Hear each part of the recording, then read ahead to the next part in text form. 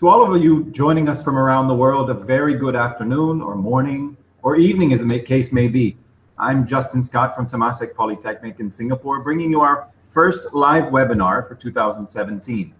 This webinar series is brought to you jointly by the Singapore Training and Development Association, better known here in Singapore as STADA, and the Center for Transcultural Studies at Temasek Polytechnic. Through these webinars, we seek to create a platform for knowledge sharing by connecting thought leaders from around the world. Those of us here today and those of us who will watch a recording later will be located around the world and come from a variety of different backgrounds, as you can already see on your screen with the panel. However, there is something common to us all. Either we have experienced, are experiencing, or will experience very soon some form of change. And people react to this change differently. Woody Allen said that change is almost always negative. Things degenerate. Now, the eternal optimist Walt Disney reacted to the challenges inherent in change, but presented a much brighter perspective when he said, if nothing changed, there'd be no butterflies. Now, I'm excited about our speaker this morning for a number of reasons. First of all, he's not only a thought leader, he's an industry practitioner as well. He's been on the ground in the trenches and has many years of experience, both as a consultant and a business leader. He's seen how people react. He can identify with both of these quotes and how people respond both positively and negatively. Now, I'm excited he'll be sharing that with us today. Now, I'm more excited, though, to have somebody who is based in Singapore, brings expertise from an Asia perspective. Now, our expert today, Lalit Jagtiani from SAP, has led and managed organization transformations for customers across Asia Pacific. His current role as business transformation specialist is to work with SAP's top accounts to help them negotiate the change that's being brought about by the digital revolution. Now, think cloud computing, mobile platforms. Now, he has experience with digital transformation, but also business innovation, business process improvement, organizational transformation, HR strategy, IT strategy, shared services work. I could go on. And again, numerous industries: automotive, oil and gas, utilities, manufacturing, even government-linked companies, just to name a few. Now, in addition to his MBA, listen with me, he has a diploma in filmmaking. Now, over the years, he's scripted and directed numerous videos and TV spots. Now, I mention this because, as you will experience in today's session, and if you pick up the book, Lalit is a natural storyteller. Now, recently combined his experience in business transformation and his gift for storytelling to publish his new book and blog by the same name, When Change Happens, which he'll share with us today. He'll not only tell us about the what and when change happens, but he'll give us some insight into who, why, and how, the organizational perspectives, all right, as the title continues. Now, one of the reviews on his website says about the book, what is shared and offered is not simply a story, it's a multi-layered guide to handling and coping with the numerous predicaments and challenges presented when change becomes necessary. Eat your heart out, Woody Allen. Now, I could go on, but at this time, let's turn our attention to our distinguished expert to lead a discussion on when change happens and how we can best make it work for us and our organizations. So without further ado, let me hand things over to Mr. Lalit Jagtiani to begin his presentation. Lalit, over to you. Thank you so much, and hello everybody, and like whichever time zone that you're in, a good morning, good afternoon, and for some of you, a good, depends on which part of the world you are in. I'm happy to be with you here today to share what each of us are very familiar with. I think ever since we are about a few years old and we learn to understand language, we are constantly being told about what we need to do to change, starting from our parents, right up to our teachers, and then right, if we are married, then our, everyone has an expectation of us, and everyone talks about change. So what are you and why are they? And given the differing perspectives in today's world, what is it that change, when we are talking about change, what is changing?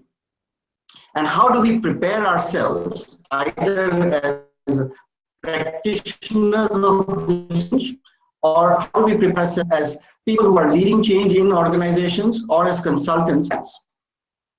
So without further ado, I'll just share my screen, and then I just need a little bit of feedback as to whether my screen is visible, and then we can get started. So I'm sharing my screen now. Is it visible? Yes, now it is. Okay. So taking away from the conversations we were just having a few seconds ago, this is not about the expectation of what our spouse has of us, or our teachers have of us, or our bosses have of us. The perspective of change that we are going to be talking about today is looking at why is a change very relevant in today's world, and what is indeed changed over the years, and what is different today than it was yesterday.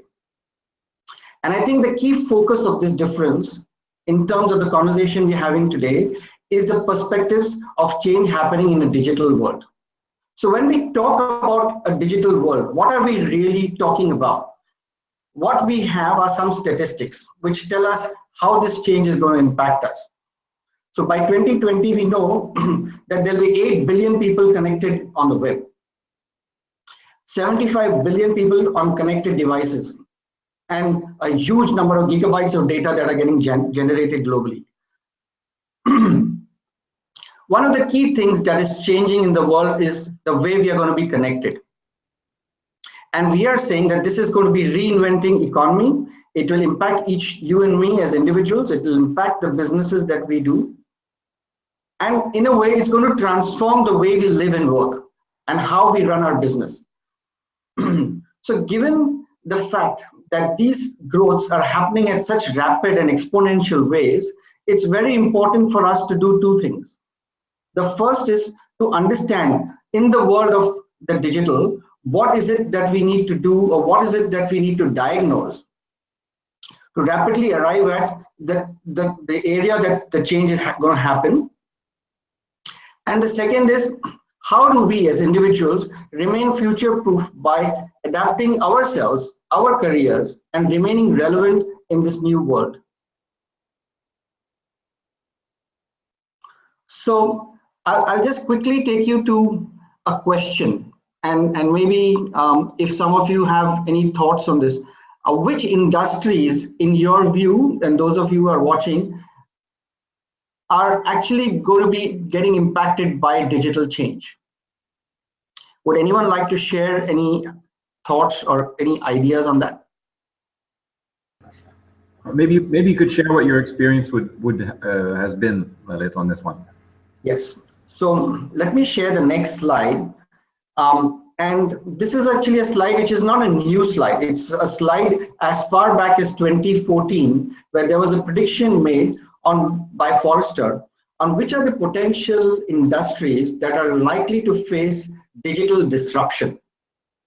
And if you see from these circles on your screen, and if you look at probably 2016, there would be many more of these circles and industries added.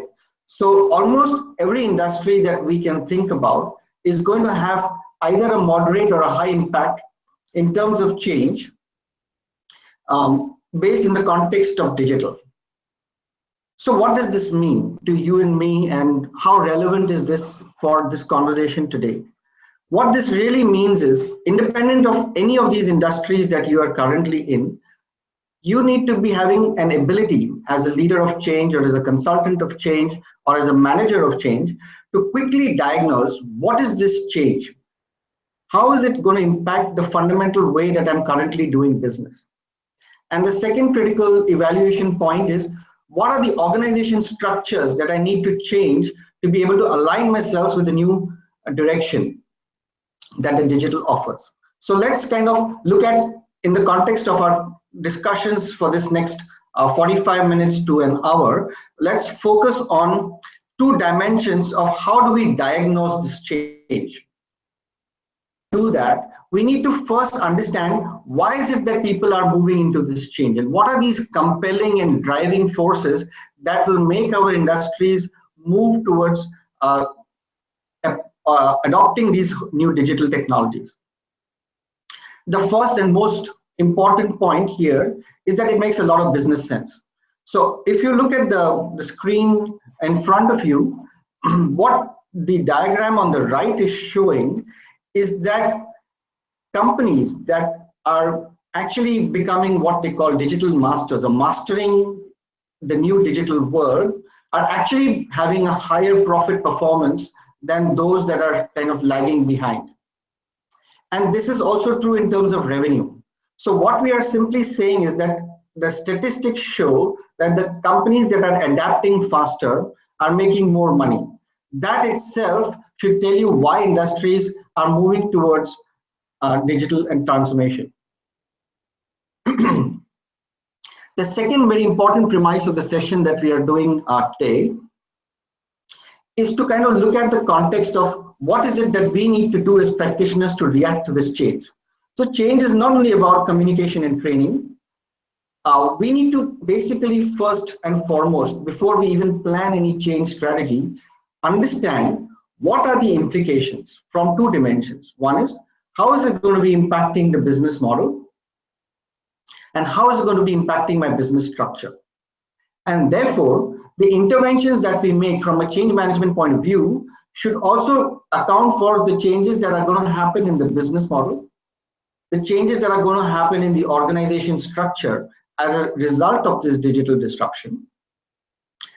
Underlying that, what are some of the changes that the way we are going to be working together is going to change? And fundamentally, at a very individual level, the employees of the organization that are getting impacted, what is the change and what's in it for them? And the first step, obviously, to this whole change strategy is understanding these impacts.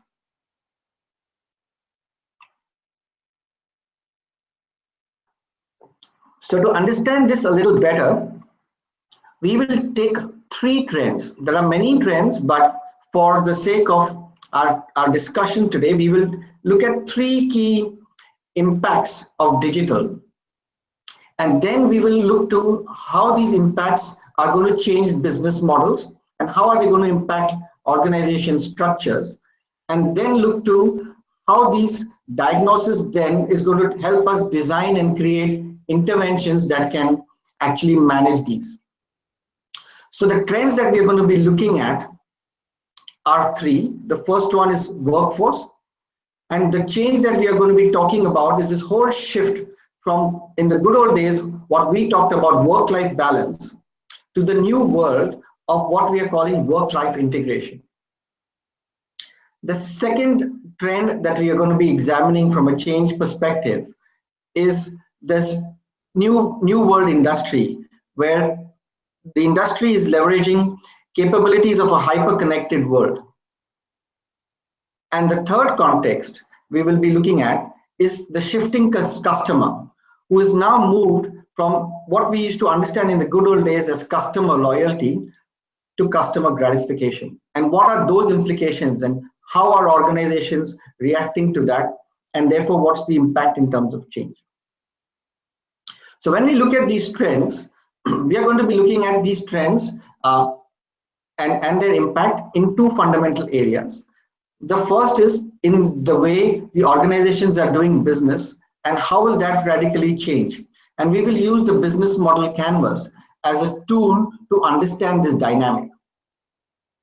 So business model canvas, for those who have not worked on it before, I'm sure many of us are familiar with it, but there's a definition in Wikipedia which says it's essentially a very lean startup template to either develop new or document existing business models.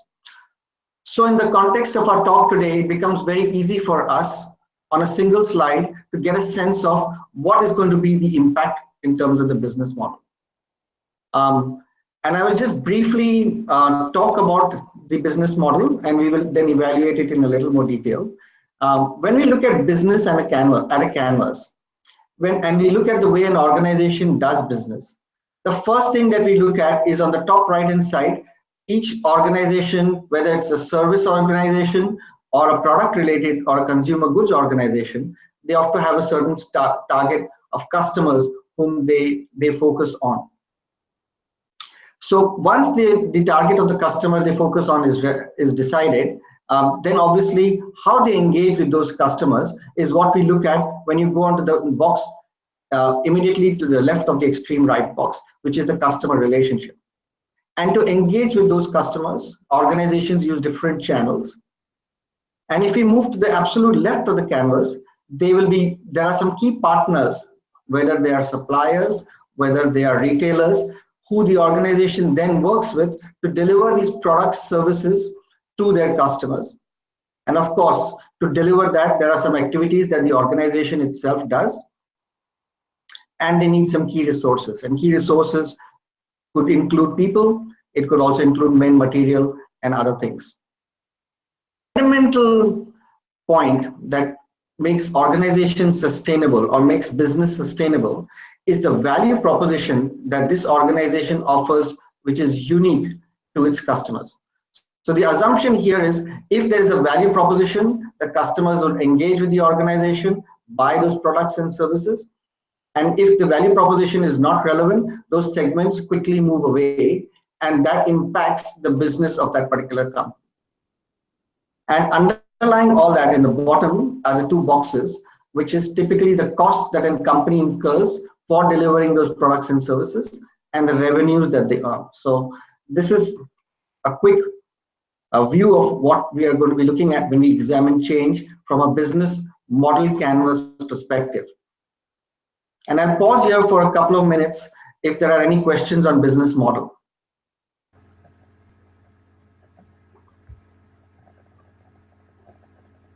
Okay, perhaps we'll have some questions at the latter part when we open it up to the audience, Lalit. So, what are there? Unless there's any typical question that you would like to highlight at this point that generally comes back.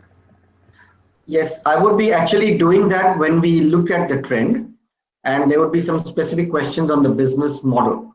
So I'll move to the next area of how we are going to be analyzing these new trends on organizations by using another tool, which is typically called the organization structure. So if you imagine this structure as having different layers, and if on the highest point of the diagram is the most external facing structures, and on the lowest point of the diagram are the individual structures which are deeper within an organization, then we kind of look at structures in 4 areas. The first, when we look at organization structure, is we look at their business structures. How is it that the organization's market position is currently, and what's going to be the change? The second is the organization structures. How are they currently structured in terms of hierarchy? How are they doing their current planning? What's the reward system that they have? These are the internal structures of an organization that drive an organization and its people to achieve some of the outcomes that the organization's value proposition has been decided with. The third dimension is, how do people within the organization work? So some of us may call it culture, some of us may call it cultural norms or interaction skills. And essentially this deals with, in an organization, how flexible an organization is in terms of its roles, how people relate to each other, how do they go about solving their problems. And at the heart of it, any organization has individuals, and each individual brings with him or her his own baggages of how they think and how they view themselves and the roles that they are in. So we are going to be using these two models to analyze the impact of these new trends on the business that we are looking at. The other premise before we get started is, what are some of the guiding principles that we are going to be using in the context of this session? The first one is that people don't get up every morning because they want to resist change. You don't get up to work and say, okay, let me go and resist something in my work. There is a real reason why people resist change. And one of them being that they may have perceptions and apprehensions about the change itself, about the value of it, about their role in it, and the impact it has on them. And the second thing is that if we are saying that people have apprehensions, change can never be addressed in a very generic communication that happens across an organization. Effective change has to be more targeted in nature. It has to be made relevant to the employees. And therefore, it requires from each of us a planned engagement. where we provide these employees a need and a space to articulate their apprehensions, and also then have them addressed in a way that's competent and relevant to the employee. And the third premise is that change management is not a set of activities. That means we are not looking at change management as a standard project plan that, we do communications on these particular calendar dates, then we do training on these particular calendar dates, we do training needs on a particular calendar date, but it's a process. And that process starts with a diagnostic. And after that, the whole goal is to facilitate and and align the employees with or in the direction of the desired change in the organization. So these are the three premises or guiding principles that we will be using in this session.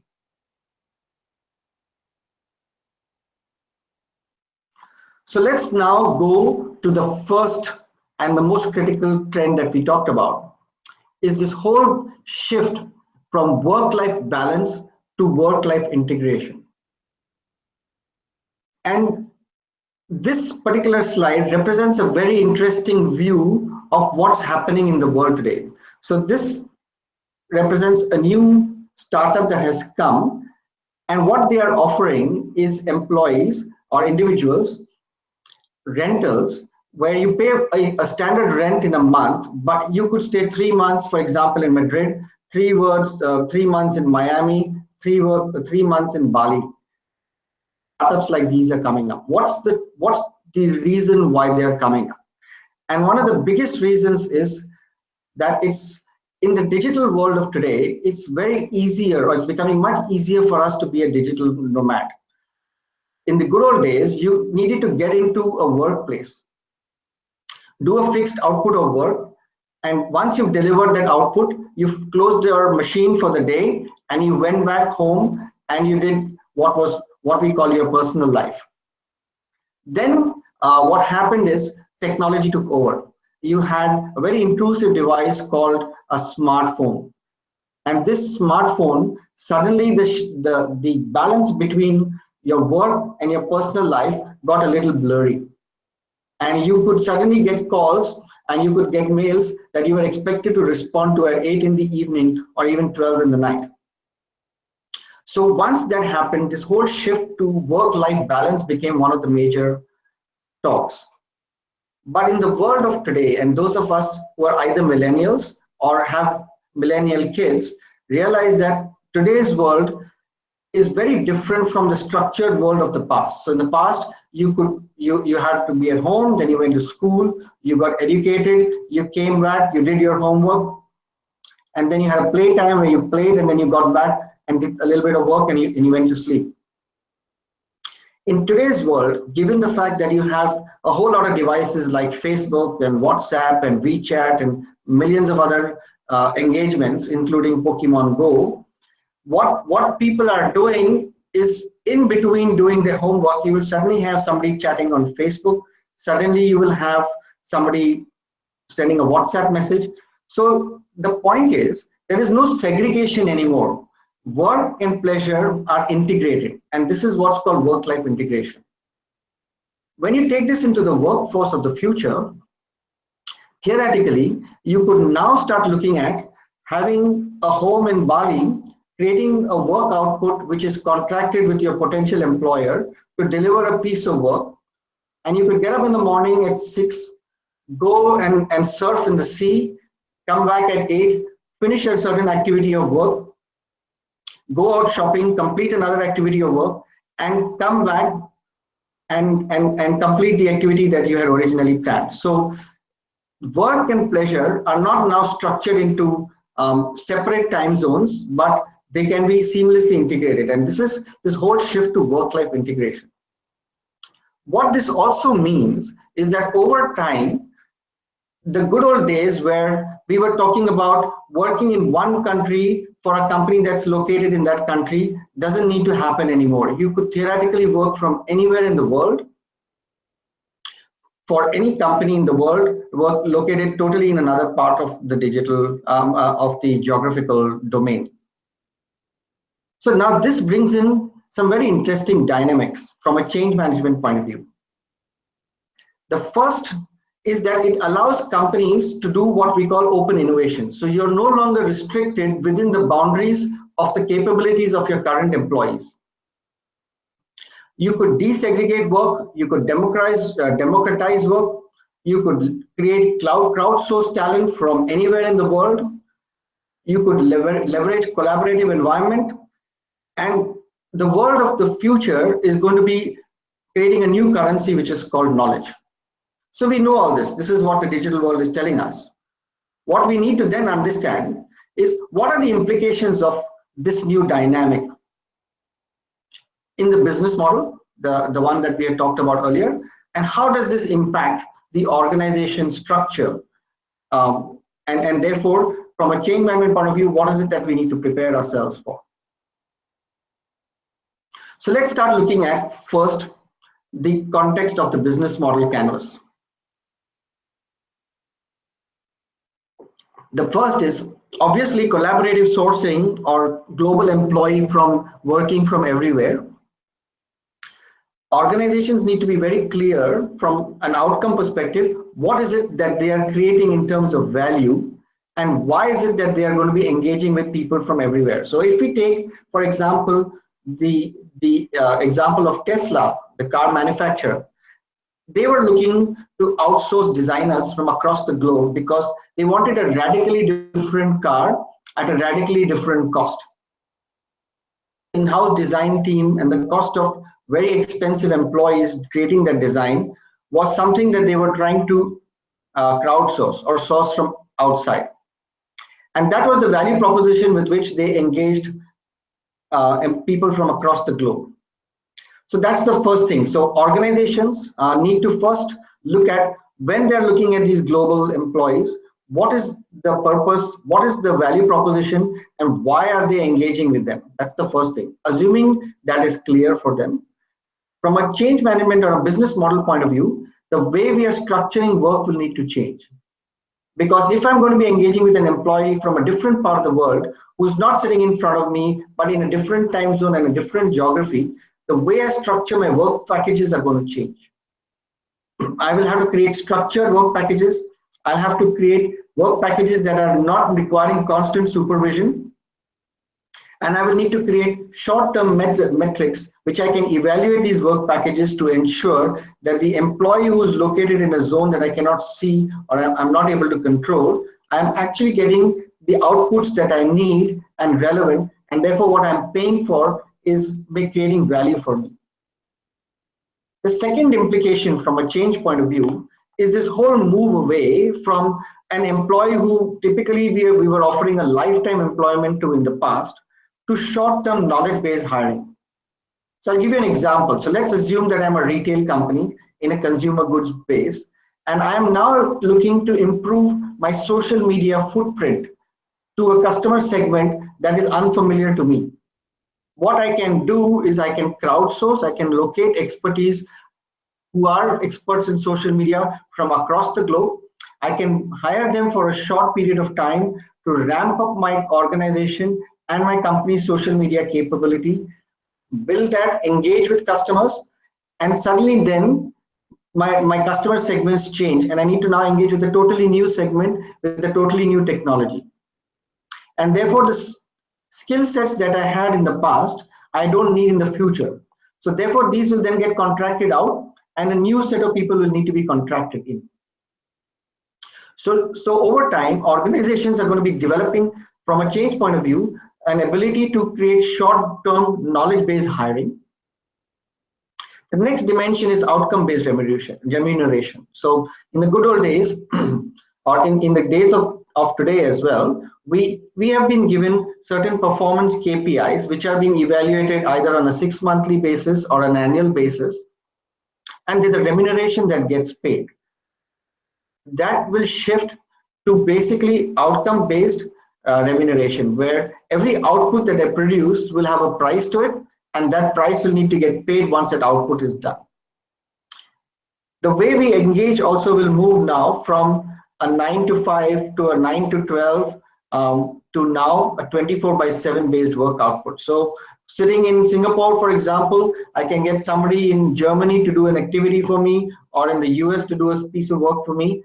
And when I get up in the morning next day, that piece of work is done. I take that and I start continuing with it. And therefore, there is no interruption from an individual or a time zone perspective. And I'm getting an output that's based on 24/7. So question for those of us who are on this webinar is, these are some impacts that I've talked about in terms of these new trends. What do you see as some of these impacts in your organizations or the organizations that you are engaged in? What are some of the impacts in the way you think these organizations are going to work?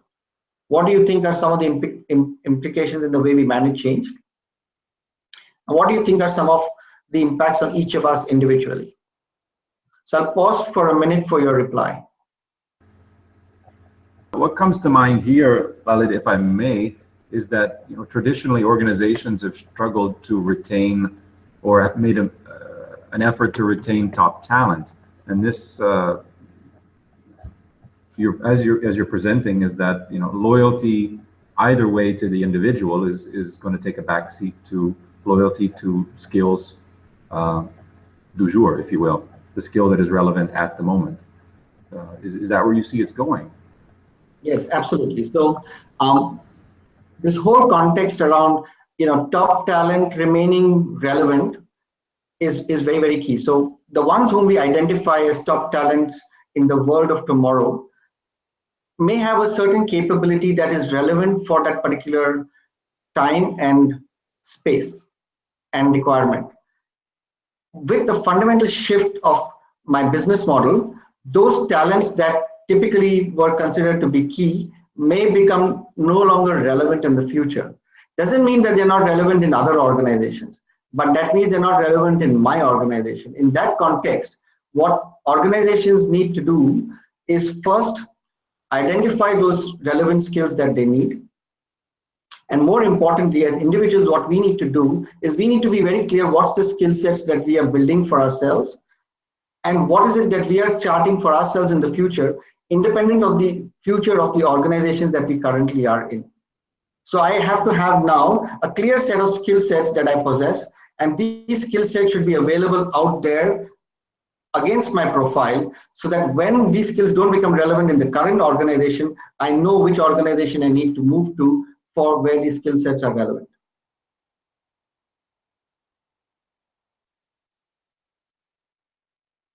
Does that answer your question? Yes, thank you. Sorry, I just muted the microphone. Another thing, actually, Paulo is asked, who should be on our panel later on. There's a strong preference, and perhaps in an Asian context particularly, for having workers in the office that value the face time. Remote working is not something that many managers are comfortable with. How do you see the ability of managers of organizations to shift themselves, or what do we need to do to shift ourselves to be comfortable to managing remote workers? Any comment on that? So there are three key things that we need to be able to build in terms of our own capability. The first one is the ability to deal with cultural diversity, because you may be interacting with somebody tomorrow who's based in Latin America, and this person, you're expecting to get an output of work where this person is, you're not going to be able to sit and supervise him. So the ability for you to understand what is the structured work output that I need. So the second key skill is being able to structure work into packages. And those work packages that are being structured also having very clear outcomes that are expected from those structured work packages. So these are the three key skills as a manager of the future I need to be able to develop, which was not there in the past. Because in the past, I had an employee reporting to me, I told him something to be done, he could always come back to me, and the blurry lines between what my employee was doing versus what instructions I was giving could constantly evolve through a series of conversations. Now that may not happen. So therefore, the need to initially very clearly think through what's the output that I need, and therefore what's the structured work input that I need to give, And third, how much of remuneration that I'm going to be giving for this output? What's the worth of this output? These are the three skills of the future a manager will need to start developing in additional to cultural diversity.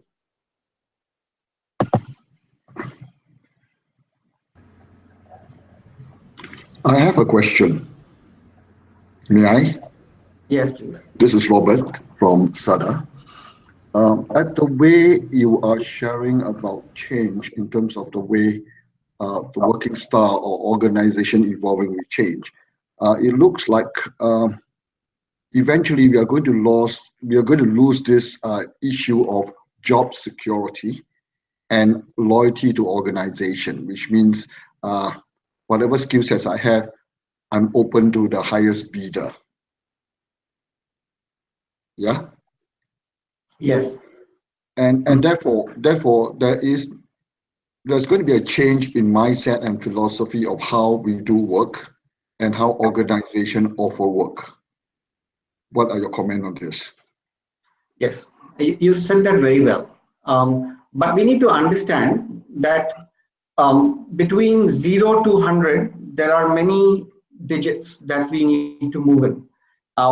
The world of 2020 doesn't mean that all 100% is going to be totally outsourced. That's number one. So there will be a core workforce organizations will need to have. There will be a core bunch of people that organizations will keep with themselves, primarily those that are very aligned with their value proposition and those that are pretty aligned with the way the philosophy of the organization is evolving. What will change are 3 or 4 things. One is, like you said, the way we are basically working with employees in terms of contracting work with them.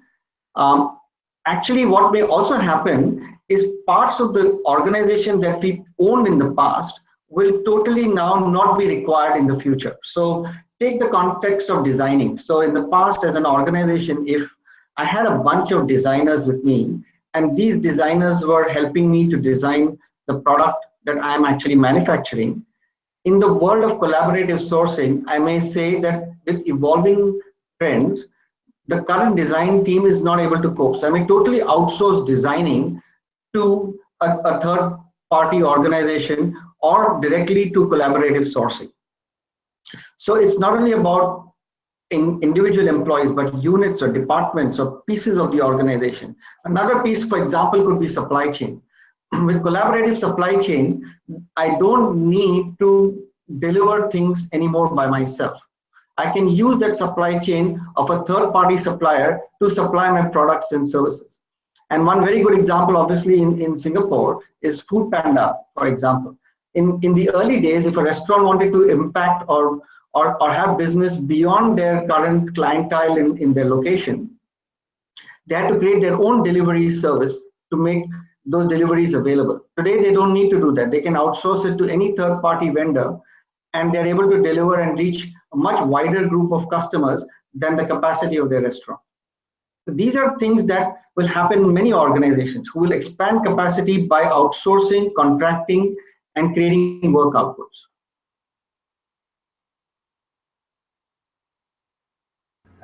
Okay. Thanks for that clarification, Lalit. Let's, if I could ask the panelists if you have other questions, to save that for the moment to the Q&A session at the end, because time is getting short. So Lalit, over to your presentation. Okay, so we've now looked at it from a business model point of view, and we see that some of the activities of the organizations would change, the way they resource would change. Let's look at it from a structural point of view. And if you look at from a structural point of view, some of the impacts that we are seeing is in the way employees are going to be rewarded for work. Obviously, the policies of the organization would need to change to accommodate for this contractual nature of work.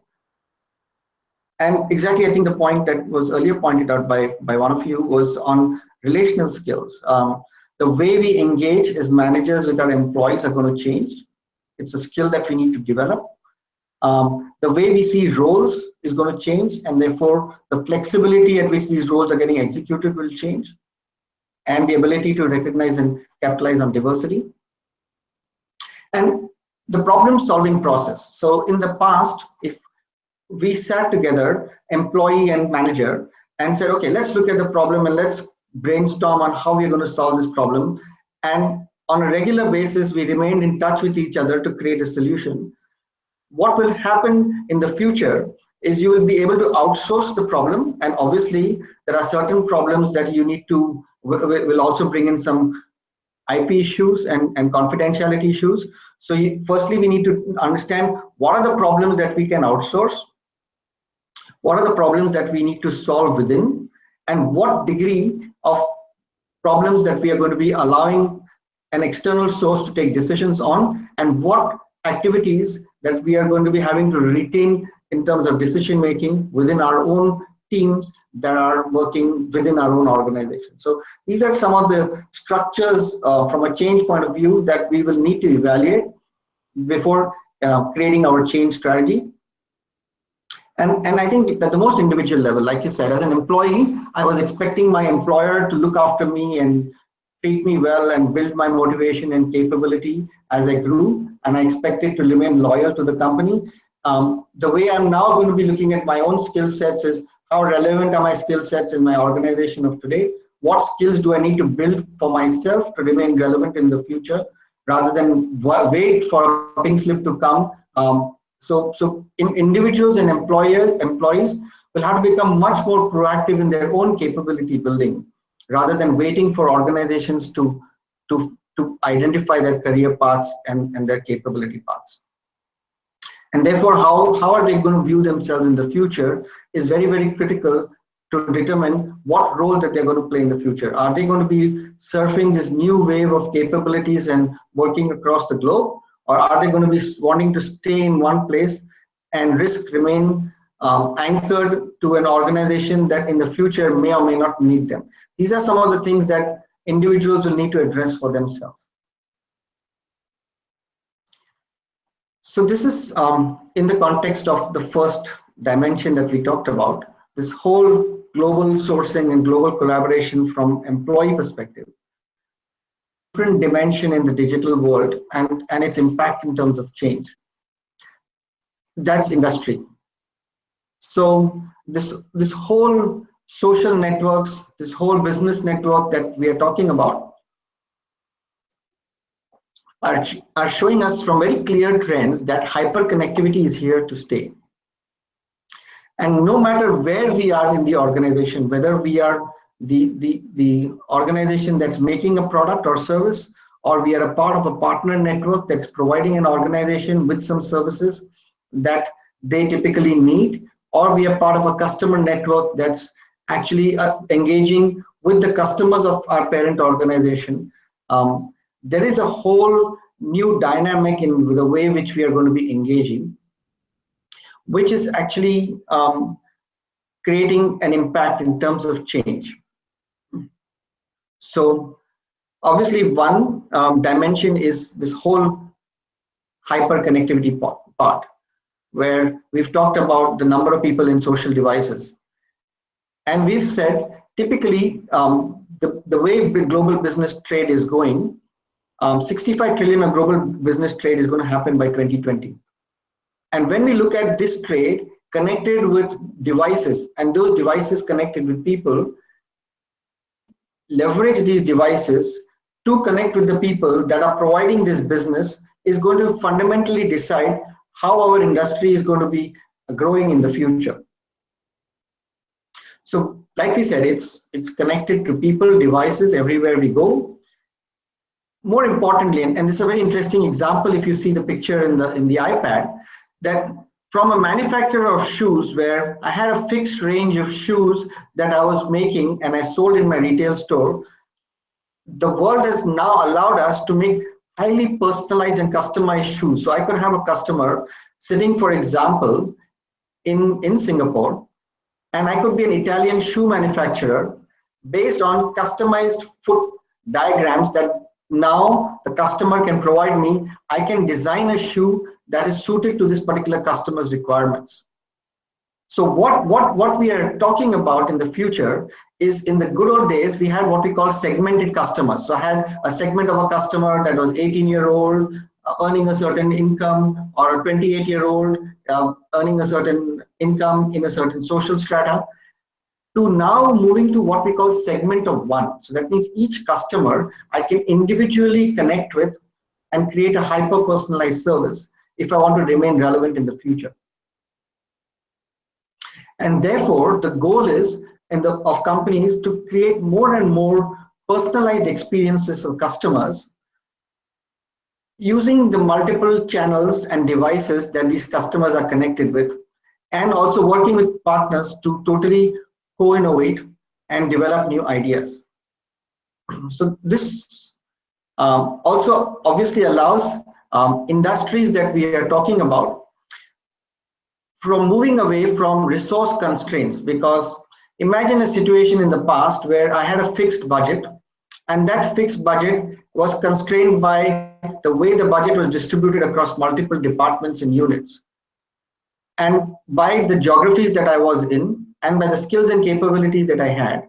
Now moves to a different world of resource abundance. So I don't even need to own resources now. I can outsource people who own those resources, contract work with them, produce an output, and get things back. Example is your own iPhone, where I design something, I get it outsourced, get somebody else to manufacture it, give it back to me, and I make a margin on it. So what does this mean? What this is actually telling us, and it's coming from our own analysis as SAP, is that the key to growth in the future is organizations will use these digital devices not only to activate new channels to engage with their customers, but not only to optimize their own infrastructure and resources, but to fundamentally re-engage with customers in ways that they never engaged before, so that they could work with this segment of one kind of customer and create hyper-personalized experiences for these customers. And let's take a very simple example so that we kind of get the context of what I'm sharing here. And I'm sorry if you are in Singapore and it's too early in the morning, but I'm taking a beer example, so it becomes easier for us. And those of you who are in the evening zone, please don't take this as an invitation to grab your bottle of beer. You could do that after this session for sure. So let's take the context of this company called SteadyServe. So they had a very interesting situation. They are combining beer with digital technology. And we are kind of trying to see what was it that they did and how did they deal with the problem that they had. So first, what was the problem? The problem was that when the customer went into the bar to order a particular beer made by this particular brewer, very often when they went in, they were turned back because the keg that contained that particular beer was over. So what that resulted in obviously was a customer who switched over to another brand, and the revenue was lost. So what is the impact, we may ask, and what's the logic and what's the relevance of that impact? So typically, statistics show that there are about 160 million beer drinkers who are told that the beer is out of stock in the bar. So you can imagine, this is the large volume of customers that are actually switching to another brand, which has nothing to do with the power of the second brand, but the sheer fact that your product that you have spent so much time to build in terms of capability and loyalty is no longer available. So they decided to, since it's a significant business problem, they decided to understand what the issue was. Obviously, the first and foremost issue is, if you take it right down to the bar level, the person who was actually manning the bar had no idea how much beer that keg contained. They had, because of the number of and variety of drinks that they were serving, it was almost impossible to keep track of the beer that was in the keg. So they decided to use technology, where they introduced what they call an iKeg, or if you see that little yellow box below the beer keg, a device that was able to get connected with the systems to provide some very interesting insights. So what are the insights that this was providing? The first is, based on the weight of the keg, it was able to predict what is the particular beer quantity in that keg. So that is number one. The second thing is, based on the marking of the keg, it was able to identify what was the particular type of beer that was contained in the keg. And the third thing is, by using devices of connectivity, it was able to send a signal to the organization to say that yes, this beer keg was getting empty or getting consumed and it required replacement or a refill. So with this, what it did is organizations started getting almost a minute by minute update on the consumption of their product, and they were also able to predict, based on the stocks that the bar had ordered, when the bar would run out of stocks, which basically then helped them to start creating a totally new distribution model where they were able to proactively provide not only to their distributors but right down to the bar itself a steady, unbroken supply of the beer that they were selling or manufacturing. But the idea here is not to understand the beer example and the strategy, but as change practitioners, to understand if this was my problem and if this was the technology that was available, what are some of the implications from a change and a change management point of view? So let's start looking at it from a business model perspective. So the first thing that starts changing is, where is the change? So the change is current planning, if we were the beer manufacturer, and the way we are delivering products through our supply chain. So if you imagine, in the past, the brewer was depending upon reports that were 3 weeks to 3 months old and brewing a keg of beer for his particular, based on that particular order, to now moving or shifting his planning to almost what we call real-time demand. So there is a whole shift from a change point of view in the way a brewer starts planning his brewing. There's a whole shift in the way supply chain will need to become responsive. What this also provides an organization is a whole lot of new data on customer insights. So I can start seeing which zone, right up to which bar, what are the type of beers that people are consuming in that particular zone. This has got implications from a campaign point of view. So I start looking at a different way of looking at marketing campaigns. I can now directly start creating focused campaigns based on specific brands available in specific points and specific uplifts. The channels, there's a whole degree of automation that has come in the channels. So the business model in terms of channel has changed. And obviously at the customer end, a whole lot of technology, equipment and stacking will need to change.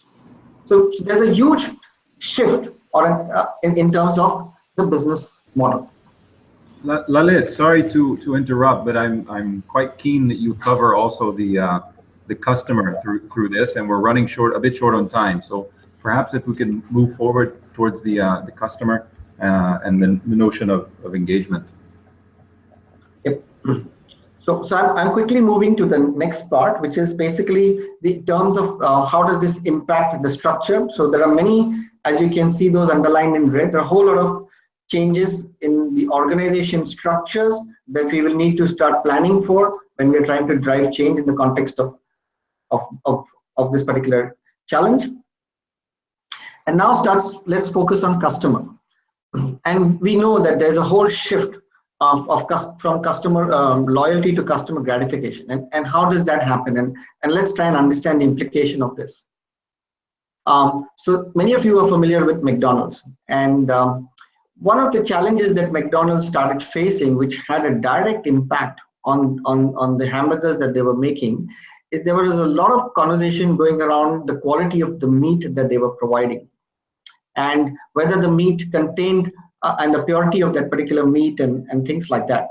So McDonald's realized they were losing a huge amount of market share because customers became a little more particular about what they were putting in their mouth and what they were putting in their stomach because of all the health conversations that started happening. So this is how they responded. So when McDonald's created an app called Track My Mecca, what this app does is actually it uses satellite, it uses the product, and it uses the time to actually find out who is this customer, where is he eating it from, and correlate that with the sourcing of the product to come down right to the point where the actual meat was procured from. So the app actually introduces you to the particular place where that beef was obtained, and as well as to the farmer that it was obtained from. Finally, this became something that customers started getting excited about and started sharing, and it created a whole new reassurance for customers that was addressing this issue that McDonald's had in terms of their market share. So what does this mean? This means that customers, you may have loyal customers for many, many years who are loving the food and products that we eat, but a sudden shift in trend may suddenly lose that particular segment. And therefore, the reaction time of a company has to be very, very fast to be able to do that. Now, to deliver this whole technology piece, let's understand the change. So the real value proposition, what McDonald's was trying to achieve was customer assurance. But what they had to change was the way they looked at their supply chain, the way they indented their supplies, the whole integration, therefore, this whole conversation with each supplier so that they could track the beef right from the source, right up to the point where it was converted into a consumption-based product, where it was delivered into a McDonald's outlet. A huge change in how they were now creating demand, a huge new change in how they were going to be managing campaigns. And what is the most important thing is everybody who used the app gave McDonald's a very good insight on, in this particular store, what are some of the trends, which are some of the products that are being consumed more, which are some of the products that are getting consumed less, which gave them a whole new insight on demand planning. So there were some impacts in terms of sales. There was impact in the way McDonald's are going to be running the campaigns. There's a whole change that happens in the supply chain. So these are some things that you need to analyze if you are able to leverage this whole change in the future. And again, from a structural perspective, these were some of the challenges of or changes in what McDonald's needed to do to be able to make this change successful. Change the way their teams were rewarded, change the way the technology was, change the way people actually looked at their product and how they tracked their product. So given the context of these three changes, and given the fact that change is not about just communicating a value proposition or creating an enablement, but understanding what is changing, how it is changing, and therefore developing relevant strategies for change, we need to have a couple of things that we need to keep in focus. The first thing that we need to start looking at is, obviously, change is rapid. Change is moving very, very quickly, and therefore, in the good old days, what we did have is that we had a system where when the change was happening, we had time to plan it, we had time to train people, we had time to communicate. Now change is very, very rapid. So whether the change is happening today or it's planned for tomorrow, you need to build internal capability in the organization to manage it on a continuous basis. The key thing then is change is best driven by internal resources. So we've been talking a lot about outsourcing and crowdsourcing, but in terms of change and the capability to manage change, it's always best driven by internal resources. And therefore, change management of the future is more about ensuring that does this organization have a critical mass of people that are able to drive change in this rapid new world. The second thing is, it's very important, people are moving through change fatigue. So nobody wants to change because change is being communicated by the company. But we need to make sure that the change is seen as successful. The second very critical dimension is, let's take the example of McDonald's or the example of the beer. It's very important to demonstrate first success very, very early on. So the business heads get it, the people who are involved in it get it, and they see a value in that change. And therefore, the first dimension or second dimension of looking at change is creating the first success. The third is having a very, very clear and metric. What is it that we are trying to change and what's going to be the real business outcome? So if you remember the business model canvas, the value proposition that we're talking about needs to be very, very clear.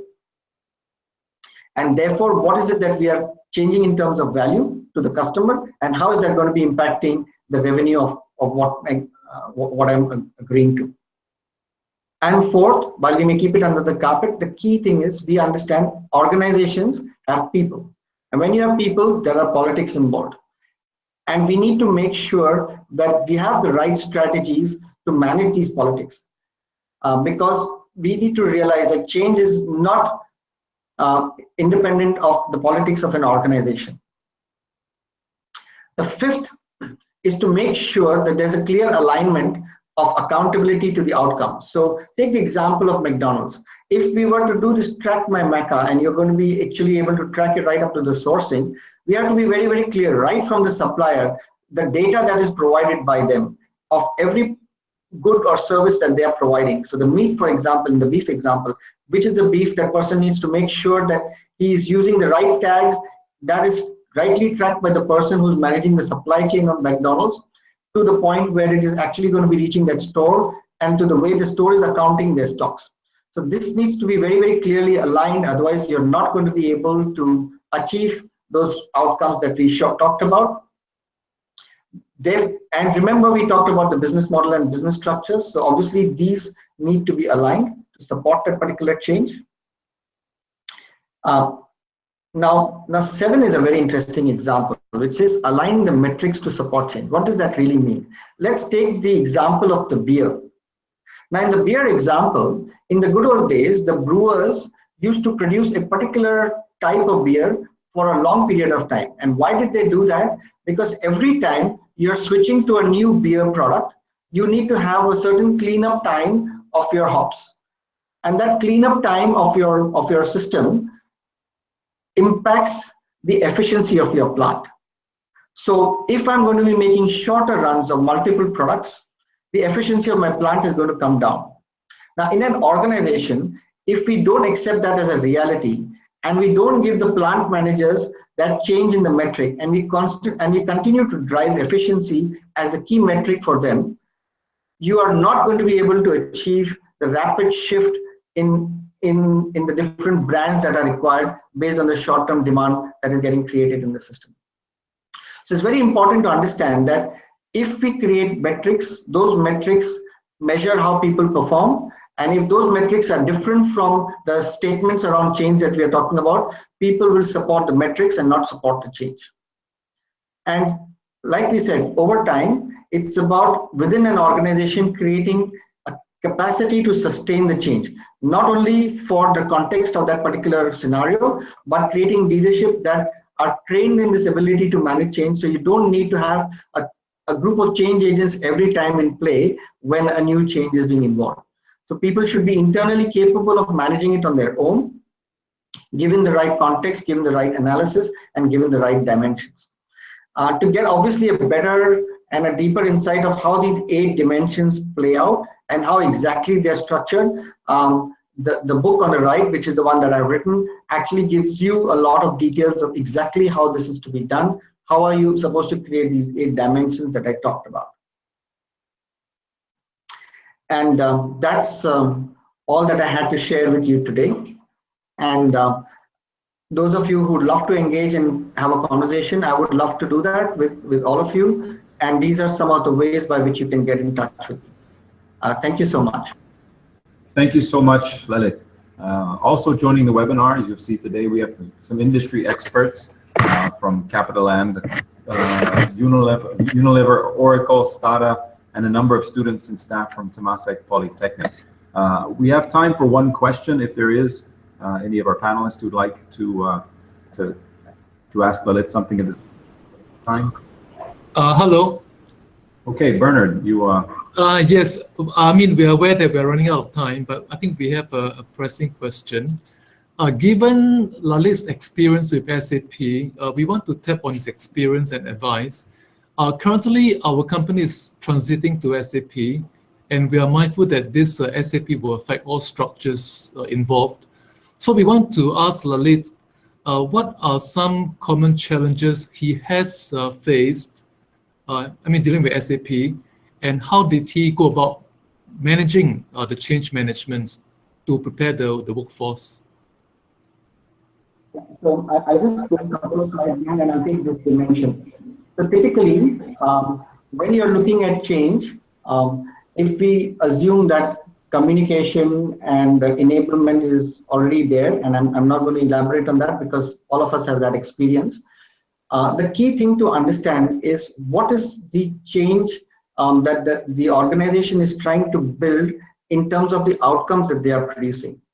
The first context is in terms of looking at, is that fundamentally going to be changing the way we are engaging with customers? So if I have a technology that is just capturing backend information and capturing backend data, then the first set of business structures are not changing. Then you don't need to focus on those, and you don't need to worry about them, and you don't need to plan strategies for them. The key thing then you need to start looking at is what is some of the cultural norms that I'm changing? What are some of the ways that people are currently engaging either with the technology that is changing, and what's in it for them, and where is the value getting created? And more fundamentally, it's about addressing this whole dimension of making change at that individual level to say, okay, what is it that this individual is doing that is different from what they were doing in the past, and what is the new value that they are going to get with the way these things are going. The risk is that if we don't connect them to specific business outcomes, very few people get to understand why you're implementing this technology, and therefore they think this technology is more an interruption in their work rather than an answer to some of their business challenges. Does that answer the question? Thank you so much. Time is caught up with it. Thank you for your question, Bernard. Thank you very much, Lalit, but we must bring this very engaging session to a close. We heard many things, and from the Center for Transcultural Studies, but also thank you for the validation, speaking about how cultural diversity and being able to work with and across cultures is relevant and will be relevant in the technology driven economy of the future and through managing this change. So thank you, Lalit, for that. Panelists, thank you for joining us. And to all our viewers out there, thank you so much for joining today's webinar, brought to you by STADA and the Center for Transcultural Studies at Temasek Polytechnic. For more on When Change Happens and Lalit's work, visit whenchangehappens.org or reach out to Lalit on LinkedIn. The book that we talked about today, When Change Happened, and the findings, is available on Google, Amazon, here in Singapore via Kuno Kinaya online. You can visit the STADA's web. You can also visit STADA's website, stada.org.sg, for the archive of this and previous webinars. I started today's session with two quotes and some that illustrated very different attitudes towards change events, which Marianne Radmacher observed can either set you up or set you back. Hopefully you've gained some insights on how you and your organization can better set yourselves up to manage these changes. Now, a wise soul once noted, and I think it's apt to close with, sometimes we can't choose the music life gives us, but we definitely can choose how we dance. On that note, this is Justin Scott signing off from the Global Connect Village at Temasek Polytechnic in Singapore. Goodbye. Bye. Thank you very much.